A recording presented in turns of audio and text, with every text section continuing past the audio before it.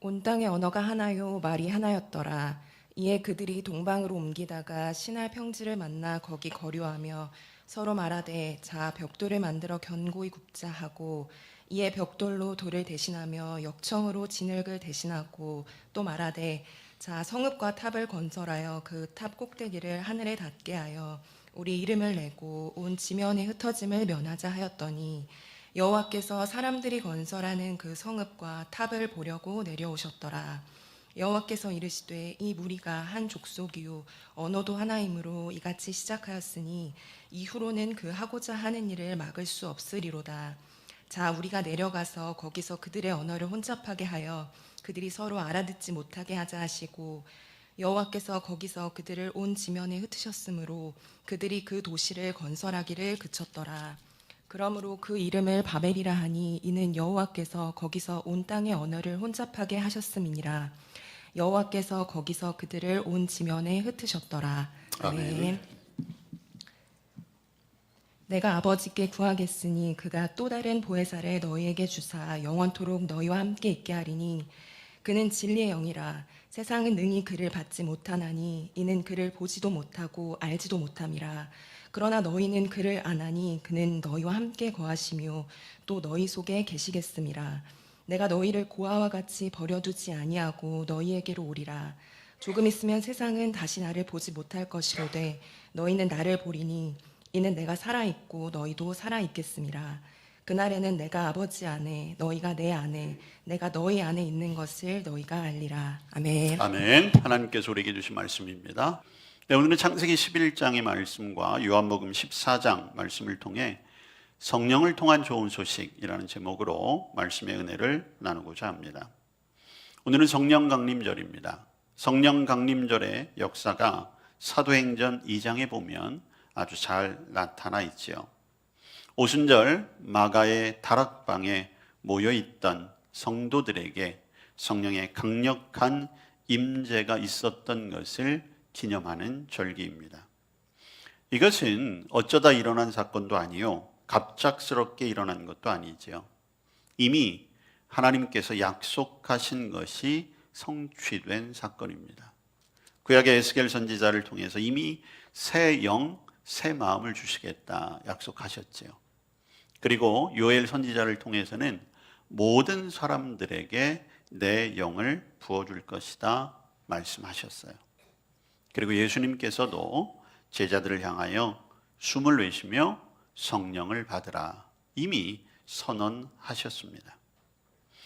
예수님이 부활하시고 승천하신 직후 제자들과 120명의 사람들은 이러한 예언의 말씀과 그리고 예수님의 약속을 붙잡고 성령님 오기를 기다리고 있었지요.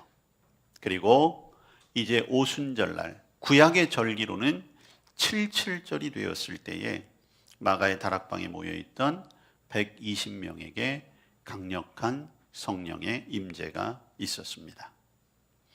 하나님께서는 이때를 위하여 120명의 사람들을 한 곳에 모이게 하신 거예요. 그리고 기도로 준비하게 하셨습니다. 오늘 우리가 예배하는 이유는 무엇입니까? 성령 강림의 사건은 일회적인 사건이 아니에요. 오늘도 우리에게 동일하게 임하는 사건입니다.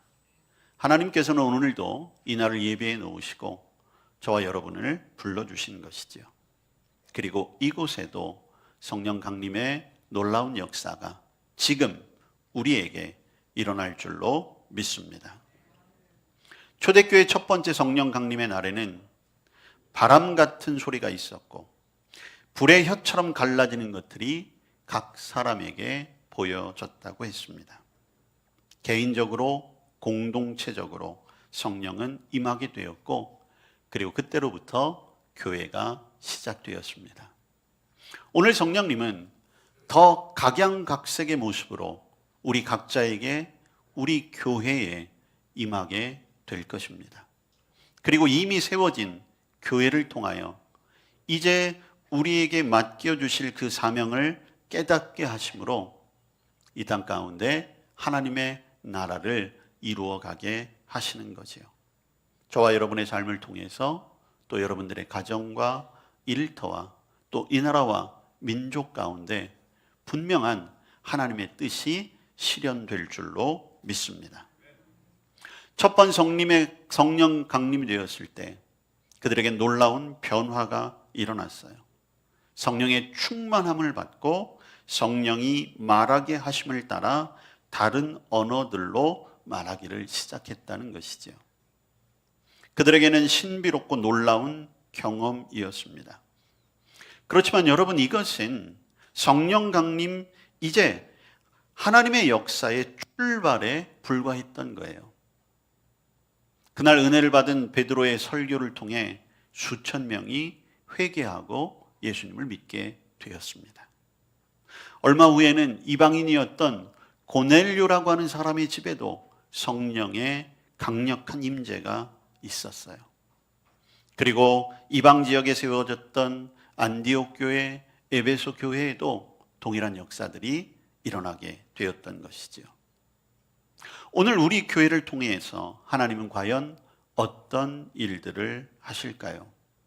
저와 여러분 모두 그 하나님의 일을 기대하며, 특별히 올해 우리는 좋은 소식을 전하는 하나님 나라 백성 공동체가 되기를 약속하며 하나님께 우리를 드리기로 했다라고 하면, 오늘 이 예배를 통해 그 일을 감당할 만한 충분한 능력과 은혜를 우리에게 주실 줄로 믿습니다.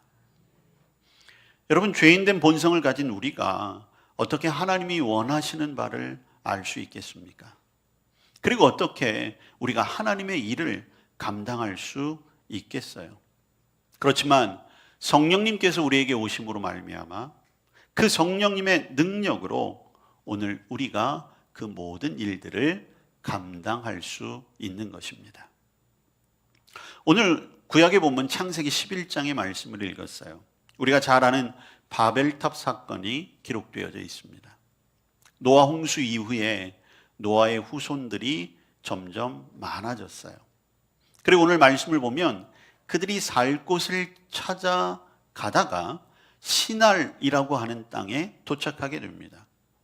아마도 그 땅이 평지였고 살기가 좋았던 것 같아요.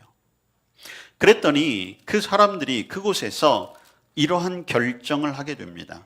3절 말씀에 보니까 벽돌을 만들어 견고히 굽고 또 역청으로 진흙을 대신하고 성읍과 탑을 건설해보자.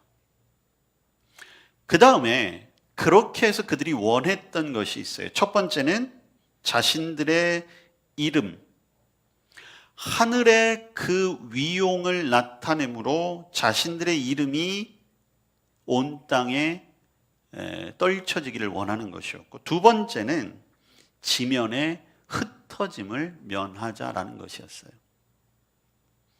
우리말로 쉽게 바꾸면, 야, 우리 좋은 땅 발견했으니까 여기에서 우리끼리 잘 먹고 잘 살아보자. 또 한 가지는, 야, 이렇게 좋은 땅에 왔으니까 우리 열심히 한번 해보면 우리 무엇이든지 할 수 있지 않겠어? 우리가 힘을 합하면 못할 것이 뭐가 있겠어? 그러면서 자신들의 능력을 탑을 쌓는 것을 통해 보이려고 했던 거지요. 그리고 그것은 곧 하나님의 섭리, 하나님의 인도하심의 정면으로 도전하는 것이었습니다. 자신들이 주인이 되고 자신들이 모든 문제를 해결할 수 있는 그러한 세상을 꿈꾸었던 거지요. 하나님이 가장 싫어하셨던 교만의 그 정점에 이르게 되는 것입니다. 방금 전 노아의 시대에 하나님은 세상을 멸하셨어요. 그리고 노아의 후손들이 점점 늘어나 하나님의 역사하심을 이어가야 함에도 불구하고 죄인된 인간은 다시 교만의 범죄 아래 놓이게 된 것이죠. 하나님의 약속 때문에 다시 그들을 멸하시지는 않습니다. 그러나 하나님은 그들을 그냥 두지 않으시지요. 그래서 그들에게 징계를 내리신 것이 그들이 원했던 것, 흩어지지 말고 모여서 한번 살아보자라고 하는 것을 하나님께서는 허락하지 않으셨어요. 그래서 그들을 흩으십니다. 그리고 그 흩으시는 방법이 무엇입니까? 언어를 혼란스럽게 하는 것이었어요. 여러분, 오늘날 지구촌 시대, 이제는 지구촌 시대라는 말도 옛날 용어가 됐지요. 이제는 모두가 동시대, 동지역을 함께 살아가고 있습니다. 물론 여전히 서로 다른 언어를 사용하고 있지만 언어의 장벽은 조금씩 극복되어져 가고 있지요. 하나님께서 인간에게 주신 가장 위대한 선물 가운데 하나가 언어입니다. 말이에요. 그 말을 통해 하나님을 찬양하는 것, 하나님을 높이는 것은 어느 특정한 언어, 특정 지역에서만 해야 할 일이 아니죠. 온 세상 모든 곳에서 반드시 이루어져야 하는 것입니다. 그런데 오늘 하나님께서는 말을 혼란하게 하셔서 그들을 흩어내셨습니다. 하나님께서는 사람들에게 원하시는 것이 있었어요. 창세기 처음 인간을 창조하시고 하나님이 인간들에게 내리신 첫 번째 명령을 여러분 기억하십니까? 생육하고 번성하고 충만하고 땅을 정복하라는 것이었어요. 그러기 위해서는 흩어져야 하는 것이었어요. 그런데 오늘 바벨탑을 쌓던 사람들은 흩어짐을 막기 위해 스스로 탑을 쌓고 성을 쌓고 그곳에 모여 살기를 원했던 것이죠. 하나님께 정면 대항을 한 것입니다. 하나님이 그것을 그냥 내버려 두지 않으시겠지요. 그러나 하나님의 계획은 단순히 흩으시는 것에서 그치는 것이 아니었어요.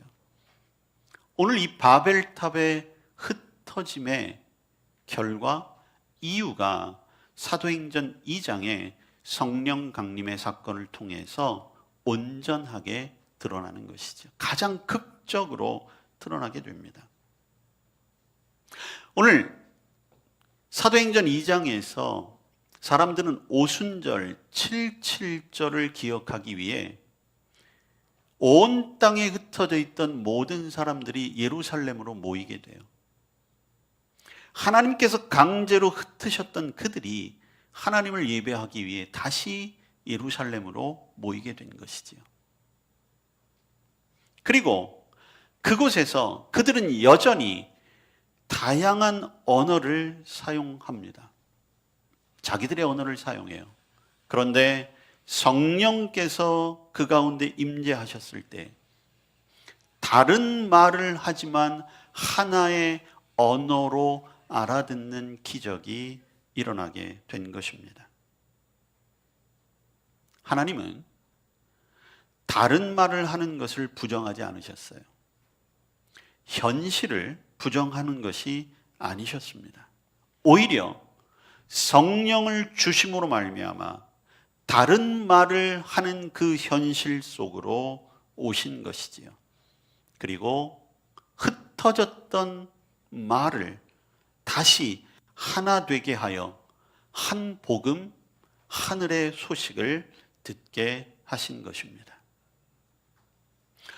바벨론에 내려졌던 언어를 혼란하게 하고 흩으셨던 것이 그때는 분명한 징계와 하나님의 처벌이었지만 결국 그 흩으심은 하나님의 태초의 명령, 온 땅에 생육하고 번성하고 충만하고 정복하라고 하는 하나님의 뜻을 이루기 위한 것이었고, 각각의 땅에서 각각의 언어와 문화로 살던 그들이 하나님 나라의 언어를 통하여 다시 그 복음을 듣게 되는 놀라운 역사를 이루시는 것, 그것이 바로 성령 강림의 놀라운 계획과 은혜라고 하는 것입니다. 바벨탑에서 사람들은 하나의 언어로 하나님을 찬양하는 것이 아니었어요. 그러나 이제는 각각의 언어를 사용하지만 하나의 소리로 하나님을 찬양하고 그리고 이 땅 가운데 임하신 죄 사함과 구원의 복음을 전하게 된 것이지요. 하나님의 계획은 이렇게 하나님의 뜻대로 하나님의 때에 이루어가고 있다는 것을 우리는 보게 되는 것입니다. 오늘 저와 여러분에게 이 언어와 말을 통하여 주시는 성령 강림의 교훈은 과연 우리가 어떻게 받아들여야 하겠습니까? 오늘 우리의 말과 언어가 과연 어떠한 언어입니까? 저와 여러분의 말과 언어를 통하여 과연 복음은 얼마나 이 땅 가운데 전해지고 있으며 얼마나 많은 사람들을 위로하고 있으며 얼마나 많은 사람들에게 좋은 소식을 전하고 있습니까? 오늘 성령께서 우리에게 원하시는 것, 우리는 각양각색의 삶을 살아가고 있어요. 모든 형편과 상황, 처지가 다르지요. 하나님은 결코 그것을 부인하시는 분이 아닙니다. 그러나 그곳 가운데 오늘 동일한 성령의 은혜를 주심으로 말미암아 우리는 함께 살아가는 기쁨과 그 은혜를 누리는 것뿐만 아니라 저와 여러분을 사명자로 택하셔서 이 땅 곳곳마다 복음을 선포하고 그 복음을 증거하는 자로 세우셨음을 오늘 우리는 다시 한번 깨닫고 우리의 마음에 깊이 새겨야 할 것입니다. 오늘 요한복음에서 예수님께서는 제자들을 향한 마지막 부탁의 말씀을 주고 계세요. 오늘 요한복음 14장은 예수님께서 십자가를 앞두고 제자들에게 하신 말씀입니다. 이 가운데 성령에 관한 약속의 말씀을 주고 계세요. 오늘 16절 말씀해 보니까 제자들을 향하여 또 다른 보혜사를 너에게 주겠다 약속하셨습니다. 여러분, 보혜사라고 하는 것은 보호하고 은혜를 주고 가르치는 자라는 뜻이에요. 돕는 자라는 뜻입니다. 여러분, 성령님은 하나님과 더불어 천지를 창조하셨을 뿐만 아니라 예수 그리스도를 잉태하게 하셨고 그를 죽음에서 일으키신 하나님의 영이세요. 우리는 그래서 삼위일체 하나님을 믿는 신앙을 가지고 살아가죠. 그런데 오늘 예수님께서는 성령님을 또 다른 보혜사라고 하는 명칭으로 부르고 있습니다. 예수님은 이제까지 제자들에게 가장 큰 보호자요, 은혜를 주는 자요, 돕는 자였으며 가르치는 자였어요. 그런데 이제 예수님이 십자가를 지고 죽음을 앞두고 있는 이때에 예수님은 일단 제자들의 곁을 떠나게 된 것이지요. 바로 그 자리, 그곳에 또 다른 보혜사 성령님을 보내시겠다는 것이지요. 그리고 예수님은 죽으시고 부활하셔서 승천하십니다. 그리고 이제 예수님은 다시 재림의 때까지 하늘 보좌, 하나님의 보좌 우편에 앉아 계시겠다라고 했어요. 그렇기 때문에 예수님을 대신한 보혜사로서의 성령님을 또 다른 보혜사라고 소개하고 있습니다. 그런데 여기에는 또 한 가지 중요한 의미가 있어요. 또 다른 보혜사라고 하는 것은 어떤 의미입니까? 보혜사이신 예수님이 하늘에서 하늘 보좌 우편에 하나님의 가장 근거리에서 우리를 돕고 우리를 위해 기도하시는 보혜사라면 성령님은 이 땅에 오셔서 우리와 함께 하시며 우리를 돕는 보혜사라고 하는 의미인 것이죠. 오늘도 성령님이 저와 여러분 곁에 함께 계시는 줄로 믿으시길 바랍니다. 이제 하늘과 땅에서 우리를 도우시는 그 하나님의 역사가 영원토록 우리와 함께 할 줄로 믿습니다. 담대하십시오. 기도하십시오. 그러면 그분들께서 우리의 모든 것을 도우시고 응답해 주시는 분이십니다. 두 번째로 예수님은 성령님을 우리에게 이렇게 소개하고 있습니다. 17절 말씀에 보니까 그는 진리의 영이라 세상은 능히 그를 받지 못하나니 이는 그를 보지도 못하고 알지도 못함이라. 그러나 너희는 그를 아나니 그는 너희와 함께 거하시며 또 너희 속에 계시겠음이라.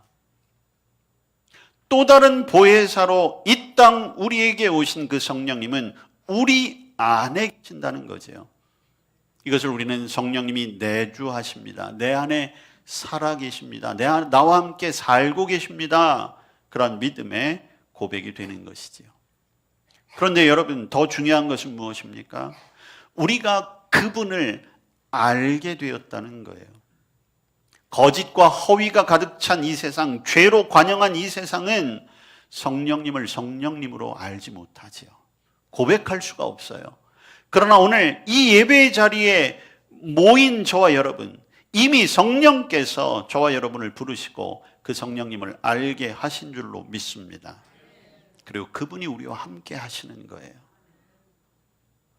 내 옆에 계시는 것만으로도 부족하여 내 안에 들어와 계셔서 사도 바울의 고백과 같이 이제는 내가 사는 것이 아니요 내 안에 사신 그리스도와 함께 사는 것이다 라고 고백하는 것처럼 성령님과 합일된 삶을 살아가는 것이지요.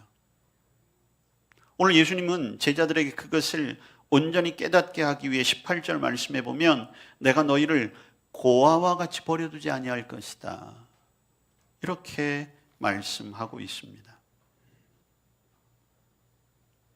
오늘날 많은 사람들이 외로움, 우울감, 고독감, 허무함 이런 것들에 시달리고 있어요.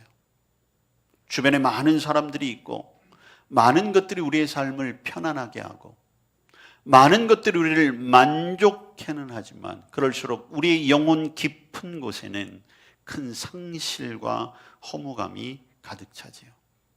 그러다 보니 세상 사람들은 그것을 메우기 위해 더 많은 자극들을 추구하며 살아갑니다. 그런데 채울 수가 없어요. 왜 그렇습니까? 그 영혼의 빈자리에는 주인이 있기 때문입니다. 그 자리는 성령님의 자리예요. 그분이 오늘 저와 여러분 그 자리를 채우실 줄로 믿습니다. 물론 믿는 우리도 때때로 우울할 때가 있지요. 외로움 느낄 때 있습니다. 허무감 느낄 때도 있어요. 그러나 그 깊은 감정 속에 빠져 수렁에서 헤매는 그때에 성령께서 우리에게 찾아오시는 거죠. 그 자리에 성령께서 우뚝 서 계시는 거예요. 절대 우리를 혼자 두지 아니하시는 것입니다. 주님이 약속하셨잖아요. 이 세상 끝날까지 내가 너와 항상 함께 할 것이다. 우리 마음 중심에 계신 그 성령님을 바라보시길 바랍니다. 그분의 손을 붙드시길 바랍니다. 우리와 영원히 함께 하시는 분, 그 성령님이 오늘 저와 여러분을 초청하고 있는 것이지요. 그 성령님은 우리에게 이제 옆에서 도우실 뿐만 아니라 우리 안에 영원토록 계시는 분입니다. 게다가 우리에게 능력을 주시는 분이시지요. 성령의 능력이 오늘 우리에게 임하게 되는 것이에요. 초대교회 성도들에게는 방언의 능력이 임했습니다. 오늘 저와 여러분에게도 많은 은혜와 능력이 그리고 은사가 임한 줄로 믿으시길 바랍니다. 여러분, 우리에게는 육신의 힘이 필요합니다. 정신적인 힘도 필요해요. 그러나 중요한 것은 영적인 능력이 필요합니다. 영적인 능력이 있어야 잘 살 수 있는 것입니다. 성령의 능력이 우리 가운데 임할 때에 우리가 성도로서 살아갈 수 있어요. 예수는 무조건 근심하지 말라, 두려워하지 말라 말로만 하신 것이 아닙니다. 오늘 우리 안에 계신 우리를 돕는 자 되시는 성령님, 그분을 통해 능력으로 모든 근심과 두려움을 사라지게 하실 것입니다. 그리고 평안과 기쁨을 충만하게 채우실 줄로 믿습니다. 오늘 저와 여러분의 기도가 이렇게 되기를 바랍니다. 주님, 저도 주님을 모시고 이 세상 살기를 원합니다. 성령님의 손에 붙들려 이 세상 살고 싶습니다. 외롭고 고아와 같은 심정이 들 때도 있습니다. 나는 자신이 없다고 할 때도 있습니다. 그러나 이 모든 유혹과 세상의 어려운 문제들, 내 힘이 아니라 성령의 능력으로 이기길 원합니다. 내 안에 오십시오. 나를 도와주십시오. 내가 성령님 믿습니다. 이렇게 기도할 때 성령의 역사는 우리의 삶 속에 반드시 일어나게 될 것입니다. 우리를 도우시는 분, 우리와 영원토록 함께 하시는 분, 우리에게 능력을 주시는 성령님, 그분이 오늘 우리에게 오셨습니다. 아니, 이미 우리 가운데 오셨습니다. 이제 그분과 더불어 이 땅을 살아가며 그 좋은 소식을 누리고 나누는 성도의 삶을 살아가시기를 주님의 이름으로 축복합니다. 아멘.